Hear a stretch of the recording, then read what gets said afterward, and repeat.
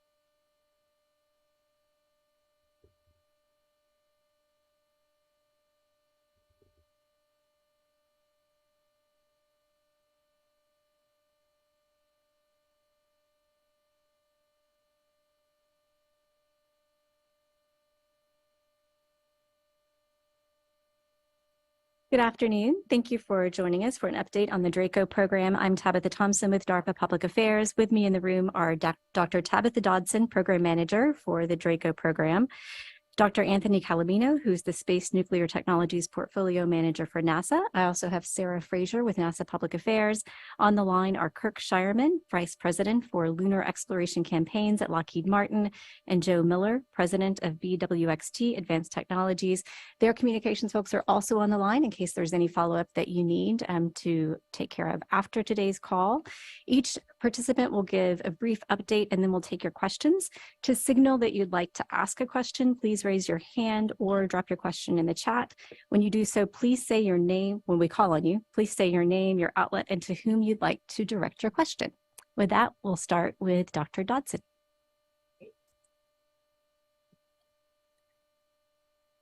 Hello, everybody. So up front, I believe we're all going to give some remarks. So I'm up first. So I'd like to start off by saying that the benefits of a nuclear thermal propulsion reactor, such as the one that DRACO is developing in the space domain, are understood and accepted by the power and propulsion communities as a step change in current capability. Those benefits provided by nuclear reactors in the space domain can be compared to the benefits that the Navy enjoys having reactors on ships and submarines in the sea domain. Many programs throughout the decades have been created, inspired by the benefits of nuclear propulsion, with one of the most successful programs being the Rover/Nuclear Engine for Rocket Vehicle Applications, or Rover-NERVA program, running nearly 50 years ago over the span of 20 years. Unfortunately, this and past programs over the decades were shelved due to shifting priorities. The technical capabilities, including early safety protocols, remain viable today. The DRACO program up front sets very clear rules and guidelines, which hopefully can help to take a variety of programmatic and technical questions off the table. For instance, we are never turning the reactor on the ground. Therefore, transportation and launch site operations are all greatly simplified because a reactor that has never been turned on is cold and benign. You can put your hand right inside the core and touch the fuel like you would any other heavy metal. The DRACO program is a series of in-space reactor experiments and ultimately a flight test of the nuclear thermal rocket engine using high-assay, low-enriched uranium, or HALEU fuel. The use of HALEU fuel is what makes this reactor unique as compared to the other nuclear thermal rocket programs, which all used highly enriched or weapons-grade uranium. This will be the primary focus of the DRACO demo, and the act of collecting data on the HALEU reactor will define mission success, as this data will help NASA and the DoD understand the benefits and potential challenges going forward for using HALEU fuel in future nuclear space reactors. Testing this engine on the ground is not possible today. There are no facilities available to accommodate the assortment of experiments needed to get the reactor to a high enough power level and therefore hot enough to get sufficient data on the uncertainties associated with the HALEU reactor. We cannot use the same test site that Rover NERVA used because there have been several policy changes since then, in addition to the old test facilities being mothballed. The burdens associated with attempting to revive that ground test capability are forecasted to be not impossible, but at least large enough where it is difficult for the DoD or NASA to justify investment upfront without at least some data on the viability of this kind of HALEU engine. Besides the way the DRACO program has been structured, there are several things which gives me great confidence personally that this program is achievable within our defined schedule. Rover NERVA brought the nuclear thermal engine to TRL-6 into a state of flight readiness. They built 23 nuclear thermal reactors and engines, and we're at the point where they were building 3 nuclear thermal reactors per year. We have seen that a nuclear thermal rocket is possible to build. Performance was demonstrated, measured, and achievable on the ground. We have the confidence in our selected industry team and in this technology that the DRACO program can be done and sent to space for our in-space demo in 2027. I personally believe that we have an obligation now to take advantage of this moment in time with the DRACO program, where we have a window of opportunity and political support, and therefore funding to finally advance nuclear thermal propulsion for our nation and for the future of humanity to someday conduct more advanced space operations with the enormous benefits provided by nuclear reactors. Thank you, Dr. Dodson. And just a reminder, we'll hold your questions until the end of the remarks from the participants. So Dr. Calamino. Thank you. Thank you, Tab, as well. Well, I'm really happy to be here today. It is the culmination of actually, as Tab mentioned, all the way back to Rover NERVA in the 1960s, up until even the last 5 or 6 years worth of investment by NASA and looking at this technology, and then finally finding the synergy in a partnership with DARPA to pursue a flight demonstration of that capability in space in the next 3 years. I go back to, and I think about Kennedy's famous statement. He said, "We don't choose to go to the moon." But he also said in that, and if you listen, he says, "And do the other things because they are easy, but because they are hard." Those other things were nuclear propulsion. And that was part of that speech and part of the things that NASA was looking at the time. The excitement we have is that these are technologies, if we're going to expand our footprint into deep space, if we're going to look at having a sustained presence on the lunar surface, looking maybe towards a lunar economy, there are really 3 things that are important when you think about expanding. One is infrastructure, communications infrastructure. The other one is power infrastructure, and then finally transportation infrastructure as well. As we expanded west, those were the infrastructures that we wanted to put in place at the time that really allowed us to be able to have a sustained presence and thrive in that environment. And I think that they're basically the same sorts of infrastructure that we're looking for a lunar economy. In this regard, nuclear technology, in particular, those fission technologies, are impactful or play a big part in both the power infrastructure, in terms of surface power as well as space power, but also in terms of transportation. both nuclear thermal propulsion and nuclear electric propulsion capabilities. The big interest, or one of the key interests that NASA has in this technology is it really comes down to very often about mass. It's what is it that I need to leave Earth with to be able to complete a mission, to be able to sustain a mission in space. And often that comes to the amount of mass that I've got to leave Earth with to complete that mission. The nice thing about nuclear propulsion capabilities is that they are much more efficient in the way that they use the mass that they need from Earth, the propellant that we leave Earth with to fuel them. And NTP systems can be 2 to 3 times more efficient than current chemical systems in space. That's a big savings. And when we look at NEP systems, they can be upwards of 5 or more times more efficient for moving around in space. The other nice thing about these technologies is that they allow for more Earth independence, but they also allow for deep space transportation because the solar flux begins to drop off. So our ability to actually harvest energy from the sun drops off as well. And a nuclear reactor will operate with the same performance in and around the lunar surface or the Earth's surface as it would around the surface of Mars. And obviously, our ultimate goal is looking to do a human exploration mission to Mars.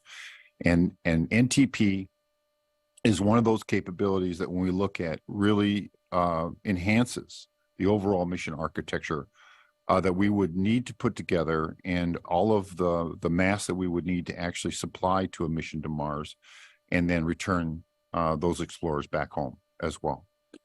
We've been working with industry on this over the time. NASA's not been doing it by itself.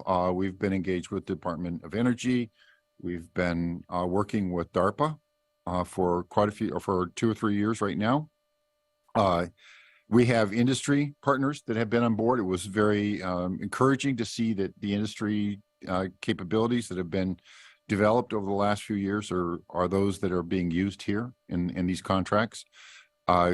We feel that we're really at the point now where we have those technologies pushed far enough down the road that we can take and build system hardware and actually integrate that system hardware into a complex capability, a nuclear propulsion system.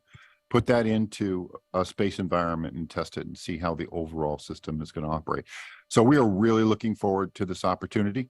And I think there's a lot of exciting things that are going to come in the next 2 to 3 years. Thank you, Anthony. Again, a reminder, we'll go next to Kirk Shireman with Lockheed Martin. Please continue to raise your hand. We're taking your names down and we'll get to you at the end. Kirk? Hey, good morning. Thanks. It's really exciting to be here and talk to you about this today. I think Tab and Anthony covered the main points. I just feel like quantum changes in propulsion and propulsion efficiency have occurred over time since Goddard tested the first rocket back in 1926. In order for our country, for our species to further explore space, changes in more efficient propulsion, higher thrust propulsion is really, really important. And I think we're on the cusp of that here. So really excited to be part of this program. Lockheed Martin, together with our partner BWXT, we think we bring spacecraft expertise and nuclear expertise here. We're going to put this together. We're going to fly this demonstration, gather a bunch of great data, and really, we believe, usher in a new age for the United States, for humankind, to support our space exploration missions. So thanks very much, and glad you guys could come out today, and looking very much to answering your questions and then executing this program. Thank you, Kirk. Next, we'll go to Joe Miller at BWXT. Thank you, Tabitha, and thank you, Kirk and Anthony and Tab. At BWXT, we're also extremely excited, and this type of work scope and program is exactly where BWXT loves to thrive. It's all about delivery of nuclear reactors for very important missions, and like my other colleagues just discussed, those missions span all of space through LEO to the cislunar volume and on to Mars and beyond.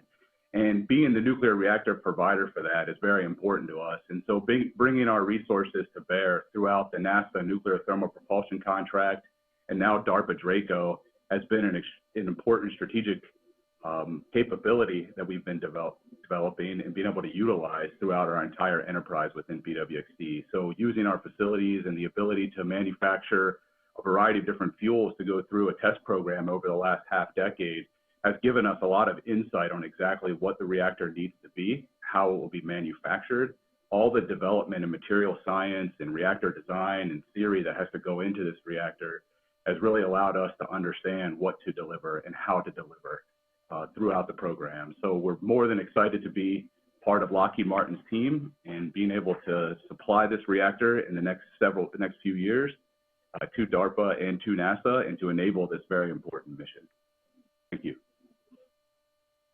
All right, thank you. So the first question will go to Steve Trimble with Aviation Week. So please, sorry, Steve, if you could just say who you're directing your question to, that would be great. Yeah, sure. Thanks. It's really for anybody who can answer on the panel, but I wanted to kind of skip forward to the launch authorization process under the new or the 2019 presidential memorandum. Can you describe how the launch authorization process would work for DRACO, and when do you apply for launch authorization if you haven't done so already? So for the DRACO program, we have been briefing the Interagency Nuclear Safety Review Board quarterly ever since they were created after NISPM 20 came out. We will be creating what's known as a safety analysis report for the mission, or MSAR, and then the INSERB will create their SIR, the safety evaluation report, shortly prior to us going to the Secretary of Defense, which we are targeting about a year before we launch. So that would be approximately February 2026 at this time, that we would be targeting going to the SecDef with both our SAR and also the SIR from the INSERB. Yeah, thank you. All right, next question is Tim Fernholz with Quartz.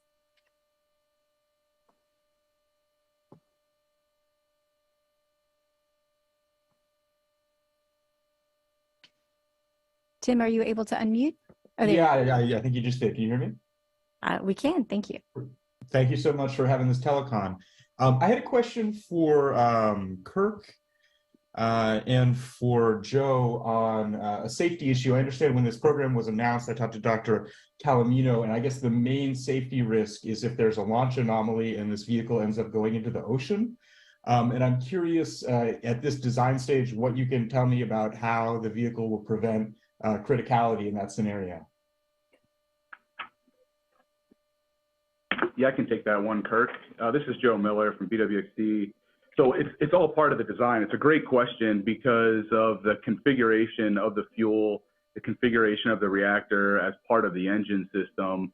Part of that design is ensuring its safety during launch. And the subset of that is if the situation were to occur where it would go into the water. So it's part of how we've designed the core and what additional content has to be included in that reactor core during the launch and potentially manipulated prior to its operation once in space. Hey, and if I could add to that, Joe, thank you for doing that. We, the United States, frankly, I will say the spacefaring nations have a long history of launching material. You know, RTGs is a great example. And we know how to do analysis on launch vehicles in the presence of anomalies at different points on the trajectory and calculate the loads and make sure that things don't come apart completely and they're protected. So Joe's right. You inert the reactor, make sure that's protected. And then we do the analysis during part of the launch analysis phase to make sure that that we don't create a hazard to the public should something like that occur. So I believe we can ensure that. That's work going forward, but that is certainly our design requirements to make sure that's the case. Okay, thank you both, and thank you, Tim. Jeff Faust with Space News. Hi, good afternoon. Question probably for NASA and DARPA. I did not see in the announcement anything about the size of the contract and the contracting mechanisms. Is this a fixed price contract? Is this other transaction authority? How's this being done, and how much are you paying the Lockheed BWXT team to produce this vehicle? Thanks. Yeah, I'll go ahead and take that question. So as an other transaction agreement, the funding will be milestone based. And for Draco, if all the milestones are committed and funded, including the phase 3 option, the agreement's value is estimated to be about $499 million. And so about roughly half of that is to DARPA, so roughly $250 million to DARPA. And then roughly half of that NASA, so roughly $250 for the NASA side for the obligation.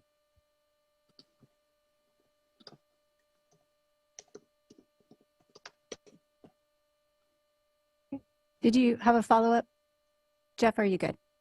No, appreciate that. Maybe just a quick follow-up to Kirk and Joe. Can you provide an estimate of how much you are providing your own internal investment into this project, if any? Thanks. Yeah, this is Kirk. We have and will continue to.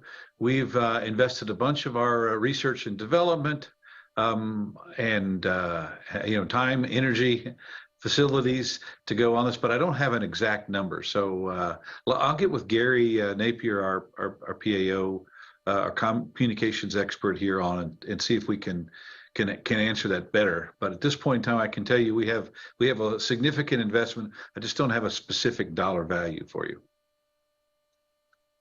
Yeah, and this is Joe Miller. I'll answer pretty much the same as Kirk did, and you can reach out to Chris Dumond. And our investments have been focusing on fuel development because that literally at the core of the reactor is the most important technology for this, especially for the temperature regime in which the reactor will operate. So we've been investing over the course of the last 5 or 6 years in that technology, as well as a few fabrication and manufacturing development technology that enables this reactor. But the exact dollar figure, I'll turn that over to Chris as a follow-up. Okay, thank you both. And thank you, Jeff. Lauren Grush with Bloomberg. Hi, thank you so much. I was curious if you have a flight profile for this mission yet.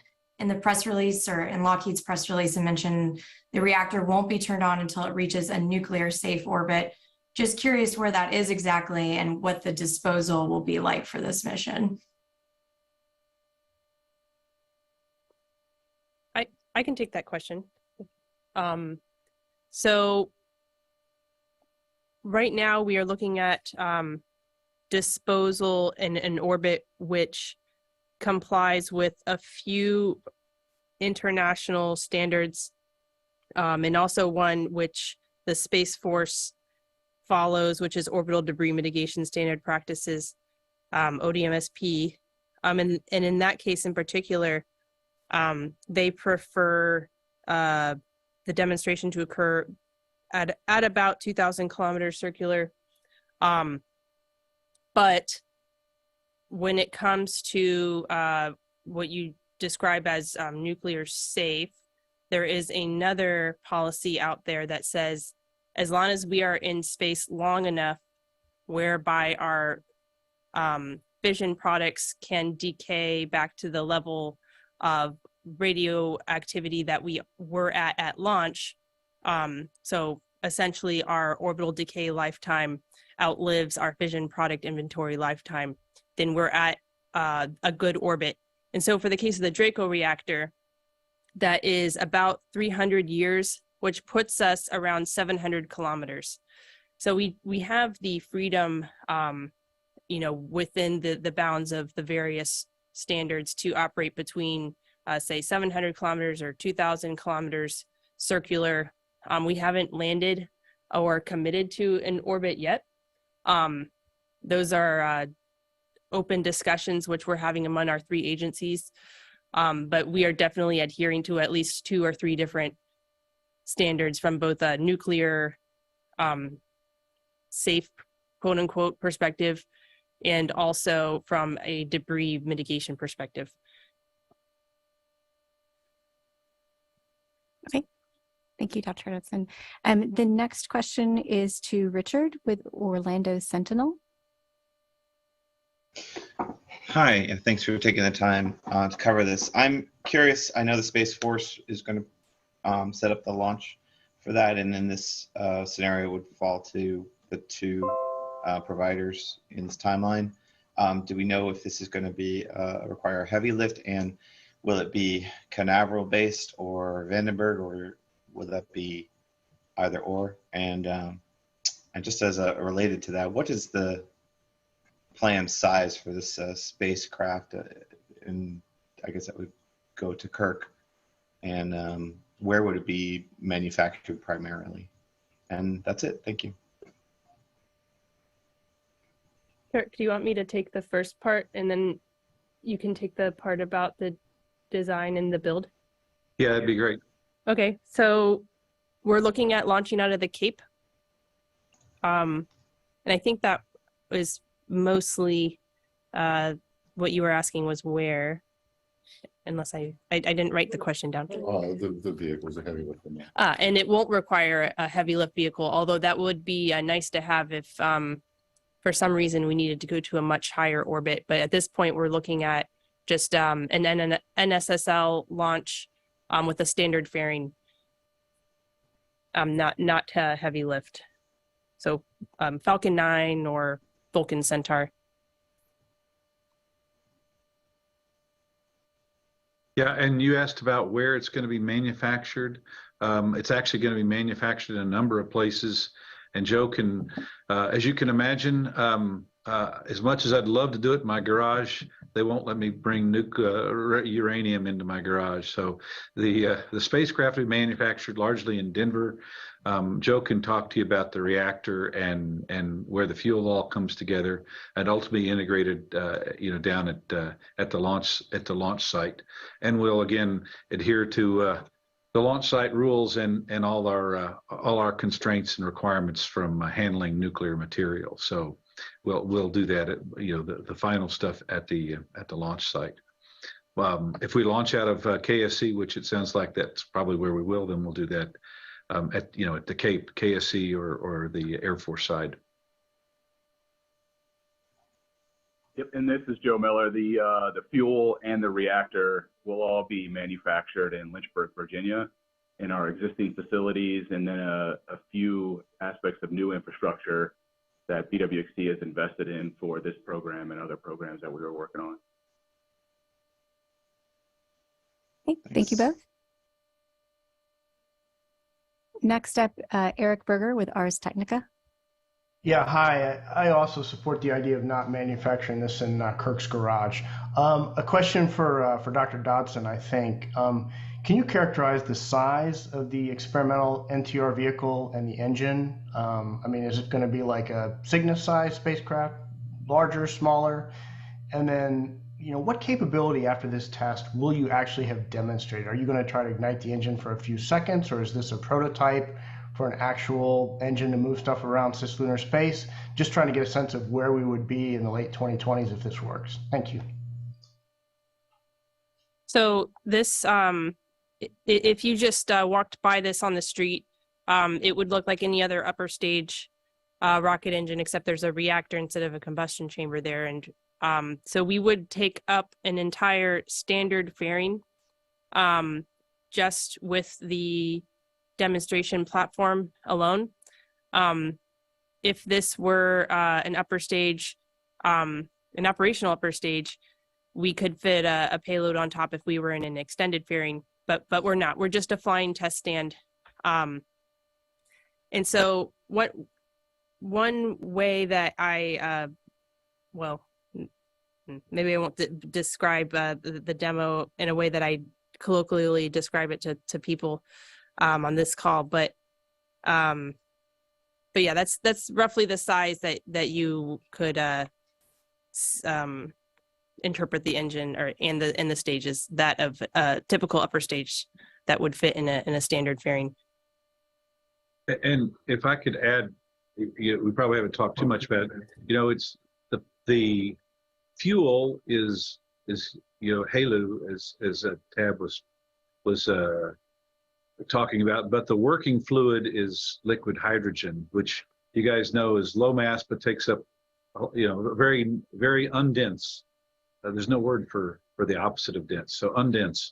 So it takes up volume, but not a lot of mass. And one of the first trades we're going to do is about that, supporting a specific launch vehicle and size of the tank. So at this point, we can't give you great dimensions on it, except that it'll fit in the boosters, the launch vehicles that the Tab was talking about. So, but know that it's a big hydrogen tank, a nuclear reactor, and a nozzle.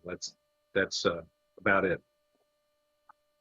And this is Dr. Kellerman for NASA. I just want to talk a little bit about what we would have as a capability after the test.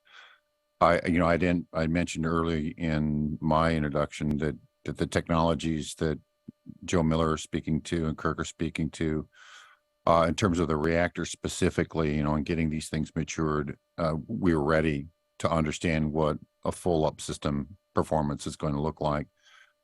It is one of those things that you can make a decision you're going to do that on the ground or you're going to do it in space. But the things that we're looking for out of this test in running it for space is we're going to be actually operating it in a relevant environment of space. It will be in a zero-G environment, which is really where we would use the system.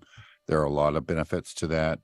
It's really going to come down to the instrumentation that we have on board to understand what the performance of that engine is, how the reactor works with the turbo machinery, what is required to actually get the reactor started up, and to get both the reactor and the turbo machinery to work together to get that done. Understanding how the neutronics of the reactor are going to interact with the flow of hydrogen. As Kurt mentioned, we're looking at hydrogen. Hydrogen has certain unique effects on the fission process itself, on the neutronics of the reactor, getting a better understanding of how that works. Also, looking what happened in terms of the response to that system as we throttle up and throttle down, shutting it down, having to go through a restart. There's, again, unique aspects to operating a reactor the second time in running it, particularly if it's a short period of time after you've already fired it. We have models, we have some ideas about how this is all going to happen, but we really don't have the experimental data to back it up. And so one of the things we're really going to come back with, a very robust database that will help us better understand how that particular system is going to operate, and more importantly, how the next generation or the next design cycle on this would need to operate to optimize the performance. NASA's looking to go to Mars with this system. And this test is really going to give us that foundation, that engineering foundation that will help us to understand where it is that we need this capability and where it is that we can put this capability to make that mission a success. I want to just add a little bit, and I think Anthony gave a superb answer to the second part of your question. It's important to keep in mind that this is a demonstration engine, just like any other test engine on a rocket engine test stand, and that NASA may need to do a series of follow-on rocket engine development work in order to get closer to their perfect operational engine. So just like any other rocket engine test campaign, the purpose of this platform is to learn. So our number one uncertainty is how the HALEU reactor will, the feedback of the HALEU reactor as we heat up. And also, unlike NERVA rover, this is a test stand which is remote and in space. So it's a flying test stand, essentially. In theory, the reactor will still be alive after the demo. We'll still be able to talk to it. We'll run out of propellant. It could make for a nice, years-long reactor criticality experiment for someone, a NASA, for instance, or even if we could refuel the tank. If only we could go back up there and top off the tank. Yeah. But again, it's just one big science lab in the sky, essentially. Okay, thank you both. Next question to Bill Harwood with CBS.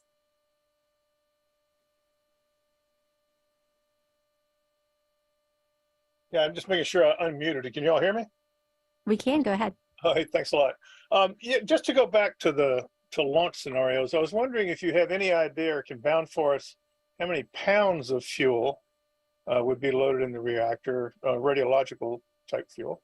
And you mentioned, being able to survive launch mishaps and things like that. I mean, you all also mentioned RTGs, and of course, in that case, that plutonium, which I know this isn't, is encased in ceramics and was designed to be able to be blown into concrete if it was a launch pad explosion, and stay intact, or even a high-speed reentry. It wouldn't pose any sort of threat. How do you ensure that kind of safety with a reactor? I'm assuming there's a lot more material involved. And I'm thinking of a launch pad mishap, or if you had a major problem in orbit, if debris could pose any kind of a threat as it came down to lower altitudes or re-entered. If you could just maybe talk about that a little bit, I'd appreciate it. So this is Anthony. Maybe I could pick up on some of it, and I'm sure that Joe Miller would be able to follow up after that. First of all, in terms of the amount of fuel, I'm not really, or propellant or fuel, I wasn't really sure, but the mission itself, the Draco will be about 2,000 kilograms of hydrogen is what we'll be taking right now. That's the current estimate on that. The amount of, actually, I think the amount of uranium in the core, and Joe probably can come in on that one, is somewhere probably in the neighborhood of 100 kilograms. What I want to kind of indicate, and I didn't say this earlier, I mean, you mentioned plutonium, we've mentioned radioisotope systems. I want to make it clear that fission systems are not radioisotope systems. They're very, very much different. Radioisotope systems are radioactive from the time that they are prepared to go into a generator, an electric generator, all the way up to when they're incorporated into the payload and sitting on the launch pad. Plutonium is just basically a radioactive material. Uranium 239 is without it having been fissioned and actually being surrounded by fission products, is basically a metal. It is safe to work around. It is safe to be around. It doesn't need the protection measures that need to be in place for plutonium. If you have a mishap during launch or on the launch pad itself, there is the debris that would potentially be generated by that isn't any worse than the debris that would be produced by the turbo machinery that might also be dispersed in such an accident or placed anywhere else. It is not a radioactive material at that point in time. I think we did talk about one of the major risks, or not the major risks, one of the key risks that we have, and we're looking at it, and we'll look at it carefully, is the reactor actually going into a water immersion, what we call a water immersion event, where you can actually increase the criticality on the reactor. It could, if it is not prevented from doing so, it could go active. But I think Joe talked to those in a pretty detailed way, and we have ways of putting poison wires and poison systems in place to make certain that event, if it happened, would still be able to be under the threshold of having that reactor be a hazard to the biosphere or to some other Earth sort of exposure event. And so I don't know if I've answered those two questions for you, but that's kind of my answer. Joe, I don't know if you wanted to add to it. Yeah, I think you covered it really well, Anthony. And just to summarize, the reactor is in an inert state before launch. Once it's operated, it's in space. So that mitigates the safety issue there, the radiological safety issue. And then you covered it once again, Anthony, about having the reactor with poisons inserted as a temporary measure during launch allows us that facet of safety as well. So when you combine those two things and the protocols that exist in the regulatory review process for a reactor as coupled to an engine system, as coupled to the spacecraft, that allows not only for the design to take shape and allow us to build and deliver the reactor, but then also for the proper reviews that go through the NASA process and the process that Kirk mentioned earlier. So when you couple all of that into a program run by DARPA, you know, it allows us to have those multiple layers of safety just for launch and for operations once in space. I wanted to add another thing here. So Anthony mentioned an accident scenario, which we consider to be almost impossible. It's that the possibility is so tiny. We have to consider every range of possibilities when it comes to accidents, of course. So the idea that the reactor could accidentally turn itself on, for instance, if it fell in the water, in a lot of instances is contrived. And so we're, in addition to all the launch inhibits that we'll have on the reactor to prevent itself from accidentally turning itself on.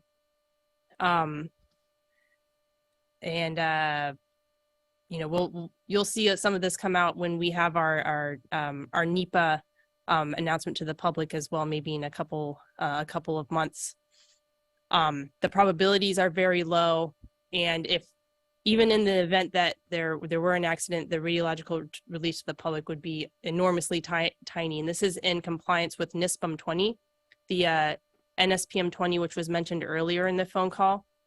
So there's a table that says, as long as you are, you know, almost impossible with respect to the probability of an accident, or extremely teeny tiny release to the public, so you're basically at the background radiation, then you're good to go to launch. So Draco has already done all of our preliminary analyses across the entire spectrum of possibilities for accidents, and found that we're all the way down in the low probability and all the way down in the teeny tiny amount of release.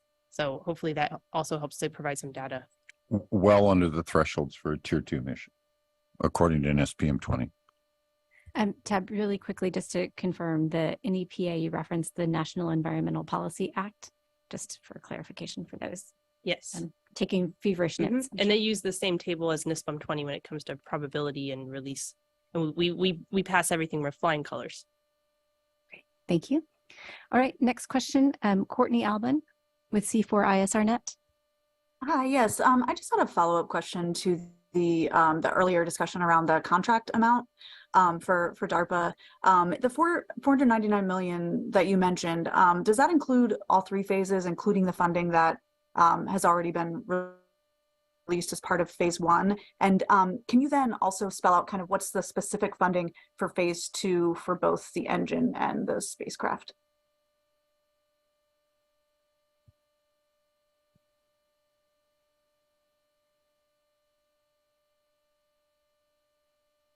So sorry, we were pondering your question over on our side, but it doesn't include the phase 1. It only includes the price for phase 2 and the phase 3 option.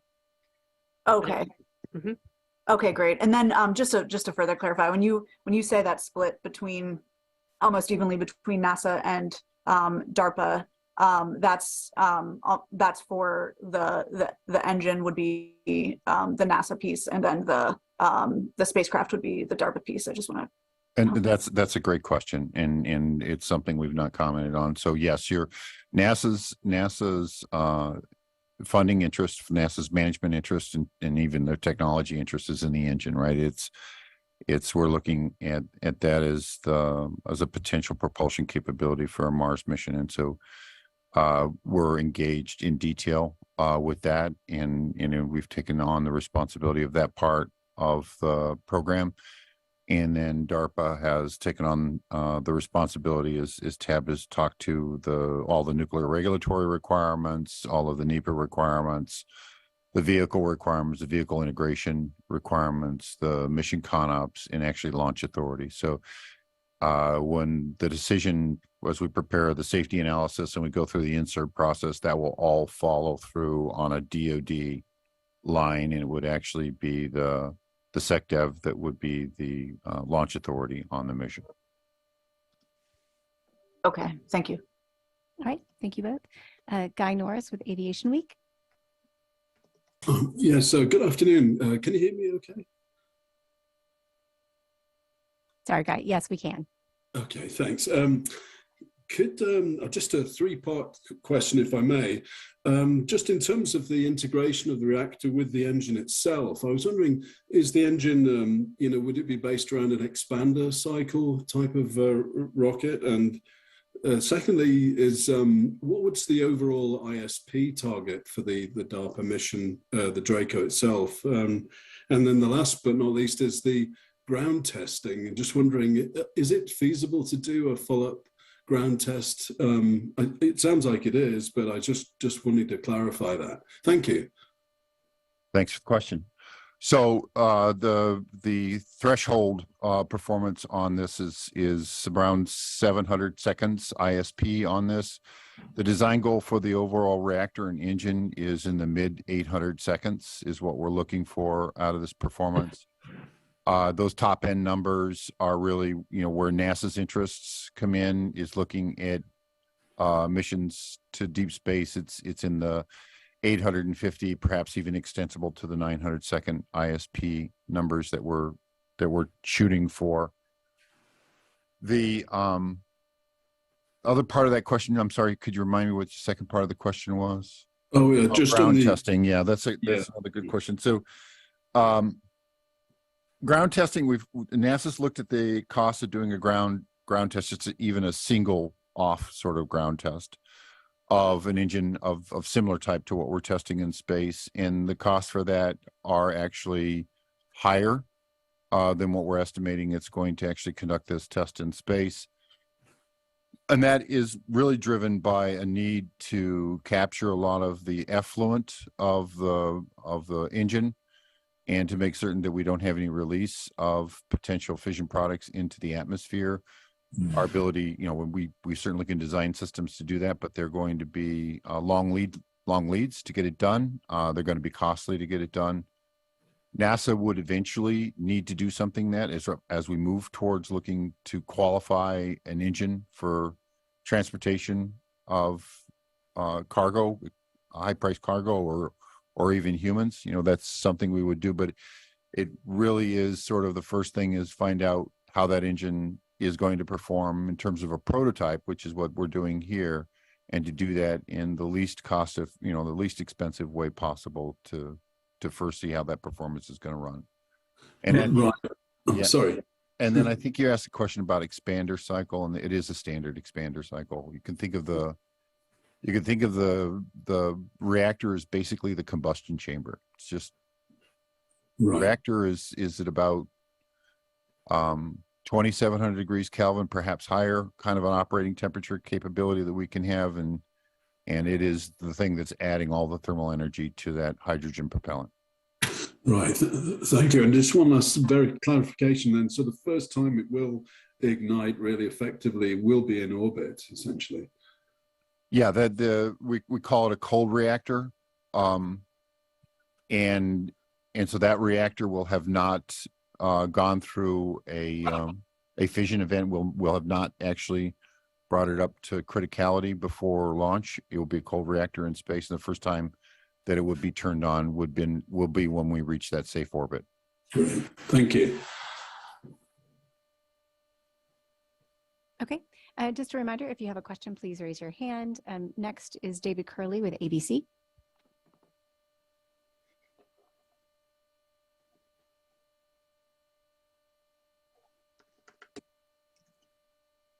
David, did you still want to ask a question? Do you hear me now? We can, thank you. Sorry about that. From the Discovery Channel. Just a couple of follow-ups on operations in space. Once you turn it on, are you talking months or years? Somebody asked about disposal, and you mentioned that it'd take 300 years for the decay, so it will stay in orbit. It's never going to come down. And for Mr. Miller, have you ever done this kind of reactor? Is it, I think you've done a lot of work on this in the past several years. How much work has to be done to produce this type of reactor? Thank you. So let's see, I think I correctly wrote down the first part of the sentence. So we'll be up there for at least a couple of months conducting our on-orbit operations. Our life-limiting factor is how long we can keep the hydrogen cryogenic. This is just as much a demonstration of on-orbit storage of cryogenic liquid hydrogen as it is a demo of the nuclear thermal rocket engine. So we'll be setting a record for on-orbit utilization of cryogenic liquid hydrogen by at least 2 orders of magnitude over what's possible right now. So assuming we're successful with keeping the hydrogen in the engine, we're looking at a couple months for the demo. And the reactor will still be able to talk to it for many years after that. So again, depending on what orbit we're in, so if we are around 700 or so kilometers, we'll be up there for about 300 years. Once you get above 1,000 kilometers or 2,000 kilometers, you're up there for thousands of years. So your orbital decay lifetime is, I think it's somewhere between 10,000 to 30,000 years. I think Joe, you had, Joe Miller, I think, was going to take the second part of the question. Yep, thank you, Tab, and thanks for the question, David. So in BWXT's history, we've delivered over 400 nuclear reactors, and many of them have been one-off or first-of-a-kind reactors, and that's exactly what the DARPA Draco reactor is. It's first-of-a-kind. The materials inside of the reactors and the geometries and the nuclear fuel, we've demonstrated the ability to manufacture that over the last several years. So we started off with a variety of different materials and fuel structures and different components that were required for the reactor. And we've been able to down select the materials and the fuel type and the manufacturing process for that fuel through component level demonstrations. And so as we go through this program, we will continue with that fabrication development, something that we've been doing for several decades here in Lynchburg, and we'll be able to construct this reactor for the exact purposes. And the beauty of this program is there are a lot of design reviews and regulatory interface that happen during that process. So we feel confident not only can we manufacture the reactor, but also manufacture it and have it perform to DARPA's requirements. Hey, and if I could add just a little bit, we kind of walked around a little bit. Let me say it this way. You know, as an engine guy, we're taking 20 degrees Kelvin hydrogen and heating it up to, you know, north 2,700 degrees Kelvin, as Anthony said, in less than a second, and then expanding it out of a nozzle. To a reactor person, what you're doing is taking liquid hydrogen at 20 degrees Kelvin and cooling your really hot reactor. You wouldn't do this terrestrially, right? You wouldn't. No one in their right mind would cool a reactor in the Earth's atmosphere with liquid hydrogen. So it is unique, but it's kind of cool. It's merging of aerospace and nuclear, and both sides can achieve their goal same time and create a new entity that'll be really exciting for our future. Yeah, and I second the cool factor on that too, Kirk. Thank you. Thank you both. Next, we have Marcia Smith with Space Policy Online. And thank you, David, for correcting, confirming the outlet. Marcia? Can you hear me okay? Yes, we can. Okay, it's sort of 2 separate questions. And one gets back to the cost. The $250 million that each of you need, is that all new money? So is there some money already in your fiscal 24 requests that are up on the Hill, and then you need to ask for money in 25, 26, and 27? Or I think you said that the money that's been appropriated already is not part of this. The 500 million, 499 million is all for just phase 2 and phase 3. So could you just sort of lay out more what the funding out years look like? And separately, someone said, if only you could refuel it. I don't know if it was Kirk or who it was, but with all the talk that's going on about propellant depots and everything, is there any chance that you could refuel this? So this is Anthony Calamino. I'll talk from NASA's budget. We have currently in our budget, in our appropriations requests, and as well as in the discussions that are going on for 24 and into 25 from our budget request, we've included the cost of this in our budget within our in-guide budget to manage the cost of the Draco mission. We are also using some of the funds that we have in 23. As things have been going on, we're obviously still have a few months left in executing this effort. We just went on, so we've got funding for the next 3 years in our budget, and we know what the projections are beyond that, and they're also in our request. So yes, we're not talking new money, we're talking money that's currently in our appropriations or appropriation requests. And then I don't know what if you wanted to add to that, Tab, from DARPA side. Yeah, similarly, we have budgeted for the full duration of the program on the DARPA side as well. As far as, and it was probably me said it'd be great to go up there and top off the tank. Did you say that? Okay, do you want to answer it? Cheers. It's okay. Yeah, in fact, the Space Force, who's paying for a ride into space, they have a great interest in refueling operations and advanced upper stage capabilities. And so we have had some discussions with them when it comes to if, say, there were a port we could design that we could put on our upper stage, especially since the Space Force is going to be involved in propellant loading while we're on the launch pad. And we may very well need a unique design for how we're going to do the prop loading. So those discussions are ongoing, and it's certainly possible. If we did have a port, and then someone did come along, say through another Space Force program to refuel the Draco stage, then we could continue to have some on-orbit operations. If I could add a little bit to that too. So if the question, Marcia, was, is it technically capable? Is it technically possible to refuel liquid hydrogen on orbit?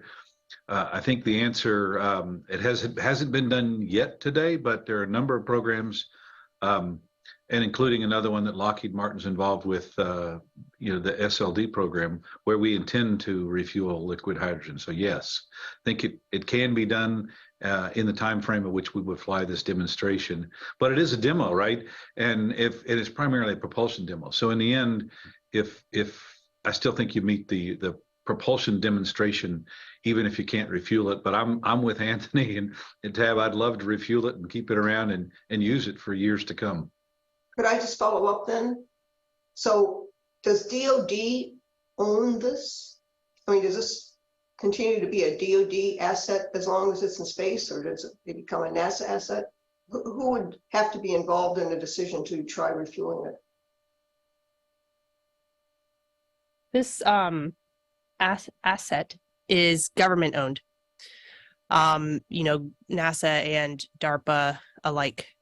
And of course, DARPA is not known for sticking around with its its platforms after a demo's over. We are known for handing it over to our transition partner. So in this case, it would be NASA and Space Force as well. Although this question of who might do more with this stage after the demo's over is TBD.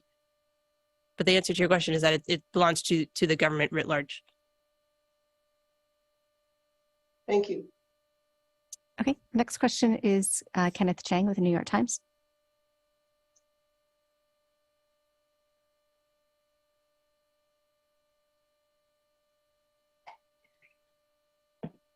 Ken, did you still want to? There we go. Yes, sorry about that. I was wondering if someone could give me a quick explanation of the criticality issue if the reactor fell in the ocean. Is that the interaction with the water, or is it from the pressure if it fell to the bottom?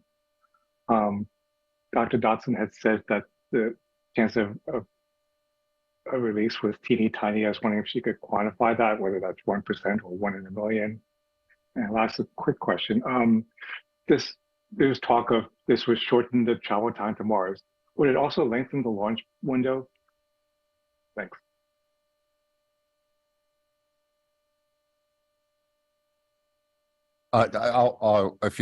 If Tabitha doesn't mind, I can maybe answer that. I don't have the specific probability, right? If you look into NSPM 20, they obviously divide these nuclear launches in tiers, tier 1, 2, and 3. We will be in a tier 2 situation where the agency head, or in this case the department secretary, would, the Secretary of Defense would be able to approve the authorization. There are thresholds that are stated in there that we need to be below for this to happen, and I did state that we'll be below those numbers in terms of the probability of a mishap. Right, we've got the probability the mishap would happen, and we can calculate that based on the type of vehicle that we would launch in, and we've got models for that, and then the probability that the vehicle or the reactor would actually go into the water, and then there's another probability measure that's on that our measures to keep it from going critical would not work. We have done those calculations for the INSERB preliminary. I will need to check to see if we're ready to actually go public with any of that information. I don't want to do that right now. Yeah, we're not ready. Yeah, and there are preliminary numbers, but the numbers that we're looking at, I said before that they squarely place us into the tier 2. So we are meeting the threshold levels for likelihood and consequence. They're in NSPM 20 right now. And we are meeting them by, we're significantly lower than what those threshold numbers are. And as we finish up the calculations and get a little more confident in terms of some of the assumptions that we've made in that, and I'm sure that information will be available for the public.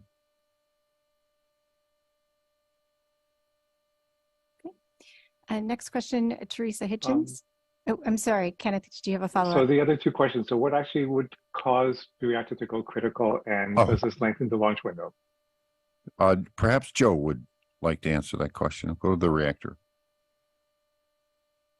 Yeah, so once in water, the additional moderation of the water inside of the reactor would cause it to go critical if we didn't take advantage of the design process and installing those poison wires that we discussed before. So it won't go critical if it's in water, but if we didn't take these precautionary measures in both design and poison wire insertion, then the moderation from the water would cause it to go critical. And the launch window?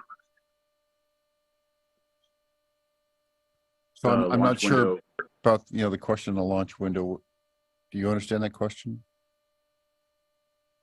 Yeah, currently there's only like a month or so, or 6 months or so, that you can launch a mission to Mars because of the orbit dynamics. With nuclear and you have continuous propulsion, you have a longer window to get to Mars. Yeah, you've got the synodic period between Mars and Earth that we need to meet within, some bounds on that. Of course, nuclear propulsion capabilities enable that window to open up, that would be able to take advantage of say quick trips to Mars and quick trips back. As far as the Draco mission goes, and the window to actually do the Draco mission, because we're not relying on some alignment in the orbits of a couple of planets, it really is going to come down to ground logistics for the launch and weather and things like that. So I don't see that it has a limited window on it. Okay, thank you. Yeah, and let me pile on one more thing. So, and I'm sorry we're not giving you any numbers, and we're being careful because we haven't published those yet. But if you do pull up the table that's in NSPM 20, it'll show you what the thresholds are. And they're the categories in there. So you'll see the numbers in that table for standards of excellence, and just rest assured that we're under the the best numbers. And so again, if there was an accident, which there won't, which we're highly confident that there won't be, it would have been because we hadn't done anything to prevent an accident, which in the case of this program, we are doing everything we can to prevent an accident from happening, such as those wires, poison wires that Joe mentioned.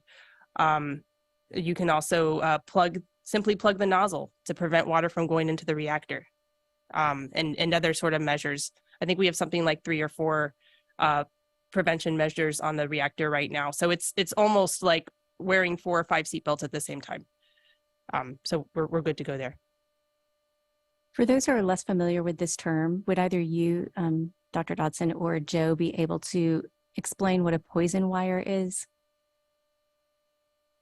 That'd be a great question for Joe. I can, but it's a Joe question. Yeah, I think we could all explain it, but maybe Joe have a nice way to explain it. Yeah, just simply, it's a insertable wire that absorbs neutrons, therefore preventing the neutrons from creating a chain reaction, which therefore creates the fission process. And so this poison wire is essentially a metal that absorbs neutrons to prevent the reactor from going critical.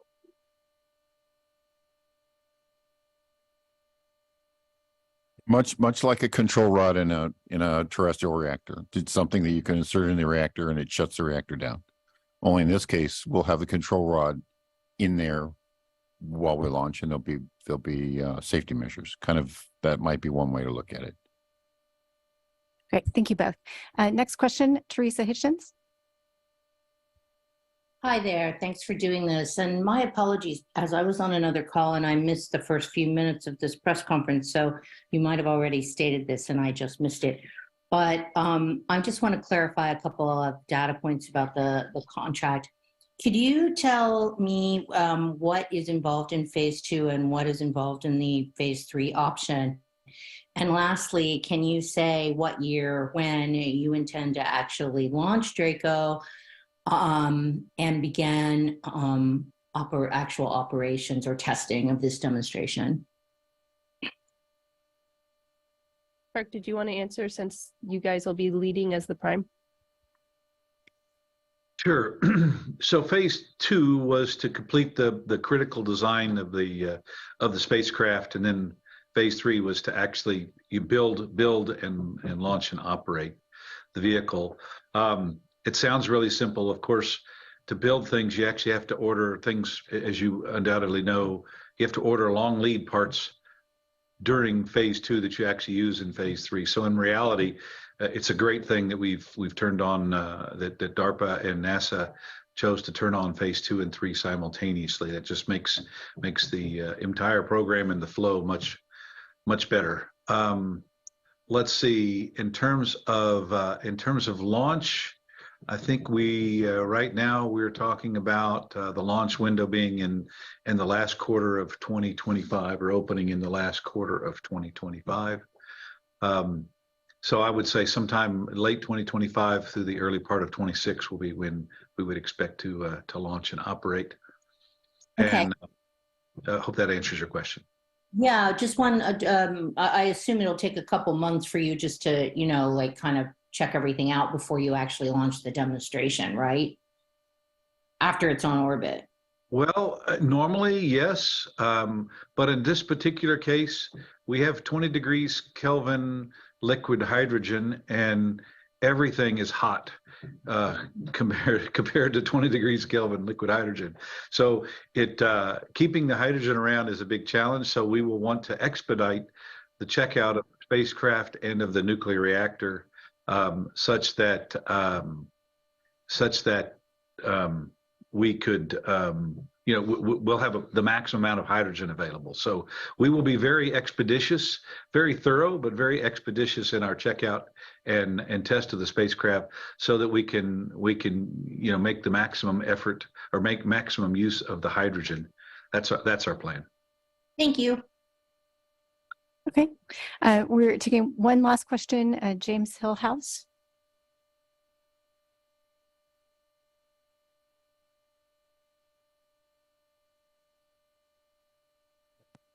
All right, sorry about that. I wanted to ask about the level of thrust on the DRACO propulsion system, and whether that allows you to do parabolic trajectories, or do you end up needing to do spiral trajectories from low Earth orbit and slightly beyond that? Thank you. Well, we are currently not planning to do orbit raising maneuvers, perhaps inclination changes. But when it comes to the thrust level of this engine, we're definitely not in the very, very low thrust levels as what you'd consider the kind that you would do spiral maneuvers with, like an electric propulsion system. Okay. We're in the thousands of KLBF range. So I think I'd prefer NASA to speak specifically to this, given it is their engine. So thank you, Tab. So the one benefit from the NTP engine that we look at, aside from the higher propellant efficiencies that we get from the capability, is that the NTP capability can actually give us, as Tab said, thousands of pounds of thrust in space, up to tens of thousands, even up to 100,000 pounds of thrust. When we look at some of the Mars architecture studies that we put together, we're looking at 25,000 pound engines that we would potentially have for a Mars mission. They would be a direct Earth departure. We would need to spiral out from Earth to actually make that trip. So these engines are powerful enough to manage those gravity maneuvers that we need for that mission. In the case of Draco, one of the things that NASA, there are a lot of benefits to doing a demonstration at lower thrust levels in the order of what Tab was speaking to. They do require less propellant. They have lower mass. They have smaller sizes. There are all these benefits that can actually impact cost and schedule in a positive way. But one of the things that we also pay attention to is engineering relevance, right? So we don't want to get so small on the design of the thrust or the engine that we can't understand how that's going to engineeringly scale to these larger thrust levels. And I think for the Draco mission, we're right at the level where we can get that engineering relevance that we need to have a better understanding of these higher thrust engines. Thank you. Okay. Thank you, everyone, for your questions. Thank you to our participants. We have one question that we received from Rich Smith via message. Rich, just taking note here, if you're still following along, NASA has taken this question, and we'll get back to you once they've consulted those numbers. All right. Thanks, everyone. Have a great afternoon. Thank you. Thank you. Bye-bye.